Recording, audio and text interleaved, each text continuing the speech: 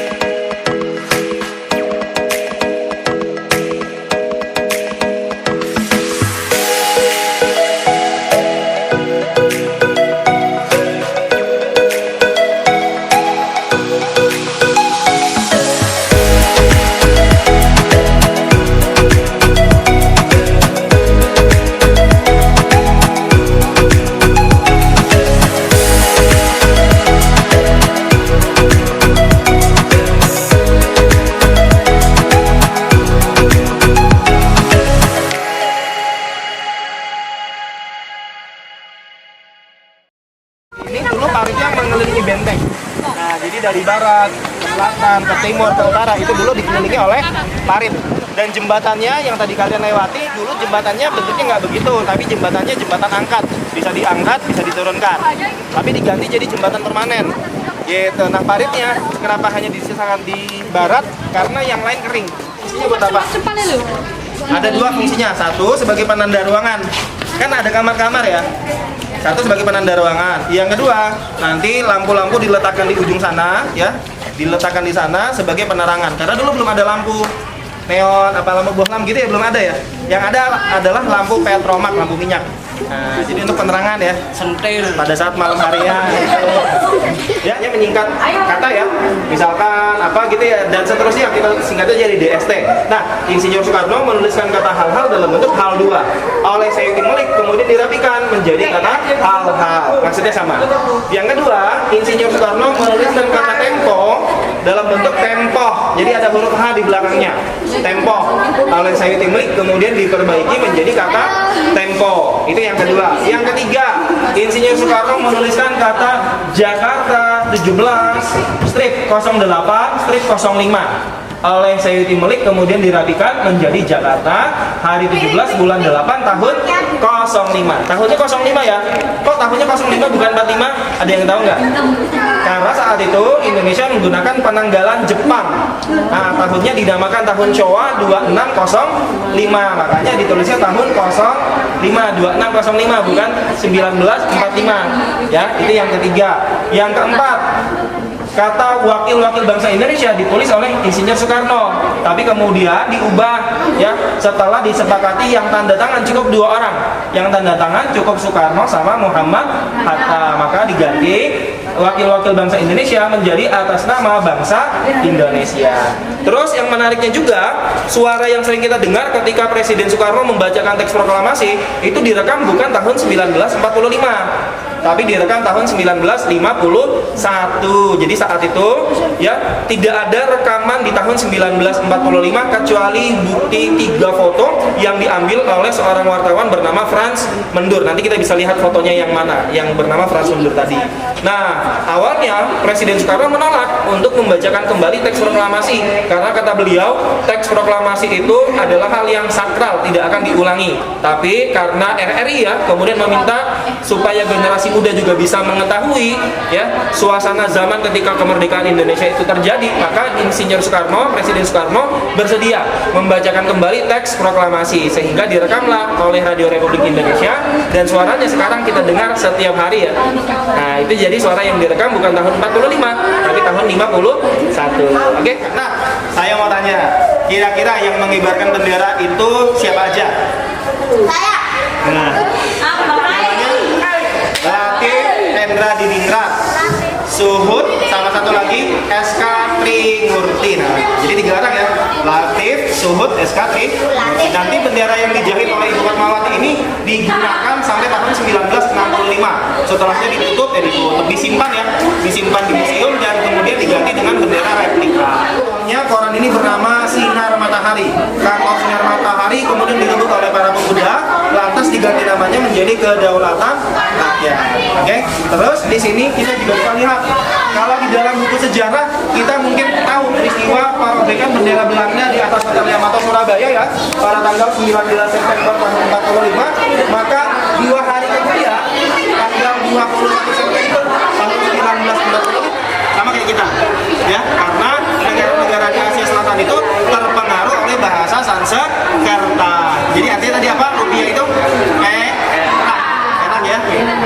Itu pada tanggal 4 Januari 1940. Nah, nanti setelah tiba, para pemimpin negara kita disambut oleh Sri Sultan Hamengkubuwono ke-9. Setelahnya muncul pengumuman bahwa ibu kota Indonesia dipindahkan dari Jakarta ke Yogyakarta. Nanti Presiden Soekarno menempati bangunan yang berada persis di depan Museum Benteng Vredenburg ya, yang sekarang menjadi Istana Presiden. Sementara Wakil Presiden Muhammad Hatta menempati bangunan di sisi utaranya, yang sekarang menjadi markas Korem 072 Pamungkas. Kalau nanti kalian naik ke atas benteng akan terlihat ya, di belakang gereja itu nanti ada bangunan yang sekarang menjadi markas Korem 072 Pamungkas. Itu dulu adalah rumah yang ditempati oleh Wakil Presiden Muhammad Hatta. The airport is represented by Jadi kita lihat sebentar aja ya. Nanti kalau misalkan kalian datang dengan orang tua atau dengan teman-teman sendiri, nanti boleh jalan lagi. Ada Mulyono, ada Sulaiman, ada Sutarjo, ada Sutarjo Sikit, dan juga ada Soeharto. Mereka mengebom fasilitas yang dikuasai Belanda sebagai balasan akibat tindakan Belanda yang menyerang Indonesia dalam agresi militer Belanda yang pertama. Itu adalah gelar sarjana hukum di masa Belanda, singkatan dari Meester in the Rechten. Jadi nanti kalau adik-adik baca buku, kemudian menemukan nama Mr. Muhammad Rum, Mr. Asaad, Mr. Kapolri Negara, Mr. Muhammad Yamin, semuanya adalah lulusan dari sekolah hukum. Gitu ya.